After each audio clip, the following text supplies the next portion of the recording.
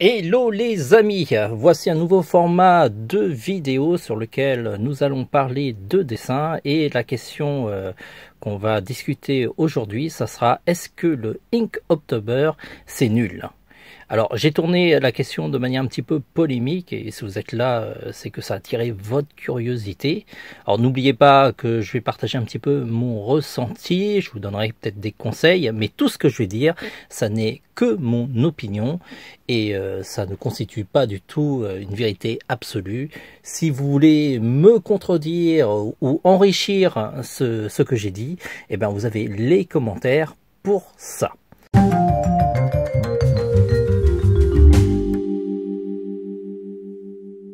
Alors, de manière générale, il existe de nombreux challenges de dessinateurs sur le web qui font le buzz ou pas du tout. Le dernier challenge en date qui a retenu mon attention, c'était le challenge Sailor Moon. Alors vous savez, il s'agissait de redessiner ce dessin à votre style, de manière humoristique ou de manière super beau. Et il y a eu des propositions hyper intéressantes. Mais quand on parle de challenge sur le web, eh ben, le top du top des challenges, c'est avant tout Inktober. Alors, je l'ai bien prononcé cette fois-ci parce que on me l'a fait remarquer pour mes autres vidéos que je disais trop souvent Inktober. Alors, je vous explique un petit peu le principe de Inktober pour ceux qui ne le connaissent pas.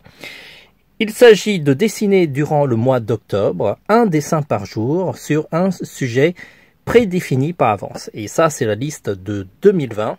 Et donc, vous devez dessiner un dessin en noir et blanc avec de manière traditionnelle. Alors, il faut savoir, c'est que le principe a un petit peu changé. Il y a plein de dessinateurs qui ont créé leur propre liste, ils appellent ça quand même Inktober, et il y en a d'autres, ça les enquiquine le dessin traditionnel, donc ils dessinent de manière numérique. Peu importe, ça reste tout de même le même challenge, c'est-à-dire s'imposer 30 dessins en 30 jours. Environ, hein, je schématise, c'est 31, je sais, vous pouvez me le dire en commentaire. Alors, ce qui est bien avec ce type de challenge, pour un dessinateur débutant, c'est que ça permet de se motiver à dessiner enfin, parce que on passe parfois sur des périodes un peu creuses où vous n'avez pas envie de dessiner, et là, le fait de voir pas mal de gens sur le web dessiner, ça vous donne envie de dessiner, et ça, c'est très très très bien. Si vous êtes un dessinateur plus chevronné, voire un dessinateur tellement motivé que votre but dans la vie, c'est de devenir professionnel, eh bien, ce type de challenge, c'est top, pour plusieurs raisons. La première raison, c'est que souvent, quand on est dessinateur, on s'impose parfois des projets qui sont irréalisables. On essaye de faire un manga aussi long que One Piece ou comme Naruto, et la plupart du temps, on termine jamais. Et ce type de challenge, il est suffisamment court pour être abordable pour un dessinateur qui a suffisamment de persévérance. Et donc, c'est avant tout un marathon, pas un sprint. Et il faut vraiment avoir vraiment beaucoup de courage et de persévérance pour arriver jusqu'au bout.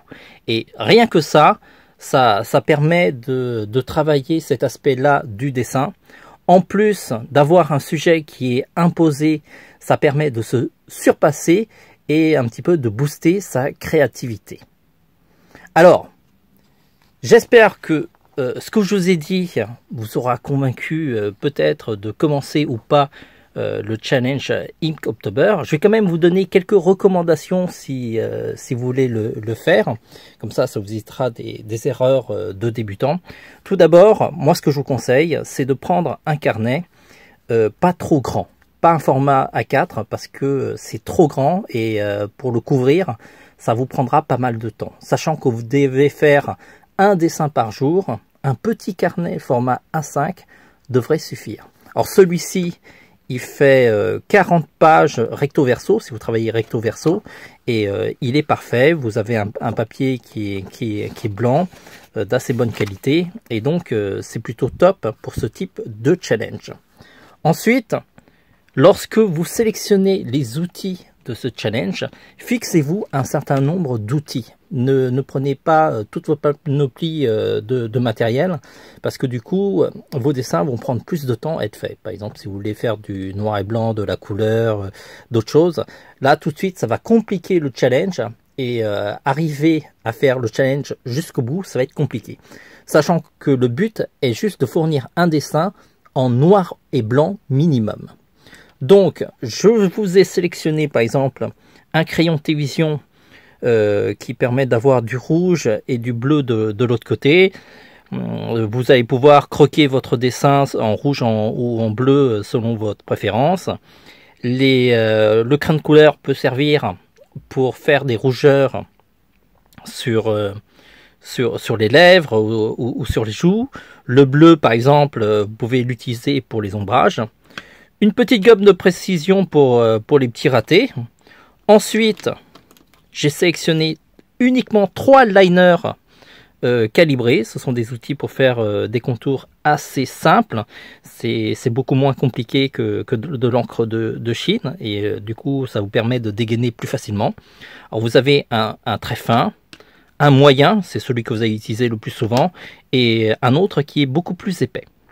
Pour ceux qui veulent avoir des traits beaucoup plus artistiques, vous avez un liner flexible de la marque Zig, c'est le mangaka flexible, et vous avez un feutre broche de la marque Pentel, qui est assez pratique pour avoir des traînées calligraphiques, ou encore vous pouvez utiliser pour le remplissage. Et je termine ma liste de recommandations avec le fameux roller gel blanc, qui va vous permettre de corriger les traits que vous avez dépassés, ou encore ajouter des effets comme des étoiles dans le ciel, et sinon le plus classique, c'est-à-dire les reflets dans les yeux. Voilà. Ce pack, si vous voulez l'acquérir, j'ai demandé à la boutique de faire un seul produit qui réunit tout ça, et ça vous permettra de démarrer sous de bonnes conditions. Bien sûr, c'est pas obligé, hein, vous n'êtes pas obligé d'acheter dans notre boutique, vous pouvez vous le procurer dans d'autres boutiques si ça vous chante. On a juste fait ça pour vous faciliter la vie et qu'il y ait tout en main. Autrement, je fais pas souvent des challenges sur le web, pour la simple raison c'est que je travaille professionnellement et que ça m'enquiquine lorsque je dessine pour le plaisir de m'imposer quelque chose. Mais il n'empêche que parfois je m'impose des challenges pour pouvoir terminer un projet. Je vous donne comme exemple, j'ai réalisé des dessins en papier craft. Et donc, lorsque j'en ai eu suffisamment, j'ai fait un sketchbook. Et donc, le challenge que je fais actuellement, et que je suis pas sûr de terminer, j'espère que j'arriverai à terminer, c'est de dessiner avec deux encres à dessin. Là, je vous montre les dessins que j'ai réalisés pour l'instant. J'en ai fait, je crois, 17. Si vous voulez les voir mieux, je les ai postés sur mon compte Instagram. D'ailleurs, n'hésitez pas à vous abonner au compte, mettre un commentaire, et puis je me ferai un plaisir d'aller voir votre compte aussi. Enfin, c'est un peu compliqué, hein. Des fois j'ai pas le temps, mais j'essaye toujours d'aller voir, parce que je suis assez curieux de voir les différents styles qui existent et vos propositions. Ça, ce sont des dessins que j'ai pas encore terminé, mais que j'ai déjà préparé à colorier, et je compte faire 40 dessins en tout. Alors pourquoi 40? C'est parce que pour faire un sketchbook il faut au moins 30 dessins, et je me laisse une marge de 10 dessins que je considère pourris, que j'ai ratés, pour pouvoir les éliminer du sketchbook. Voilà. Et donc je remercie aussi ceux qui ont acheté le premier sketchbook, et j'espère que je terminerai ce projet à la fin de l'année. Dites-moi si ça vous intéresse, si c'est une bonne idée ou pas. C'est comme ça, si ça intéresse personne, peut-être que je ne devrais pas faire un sketchbook. Ça sera plus simple pour moi. Voilà. J'espère que je vous ai convaincu de faire un challenge de type Inktober ou pas. N'hésitez pas à partager votre expérience si vous l'avez déjà fait. Et éventuellement de me dire si ça vous intéresse de faire ce type de challenge, et de me dire aussi si vous avez réussi ou pas. Mais c'est pas grave, Faut pas, même si vous n'avez pas réussi, faut pas se démotiver.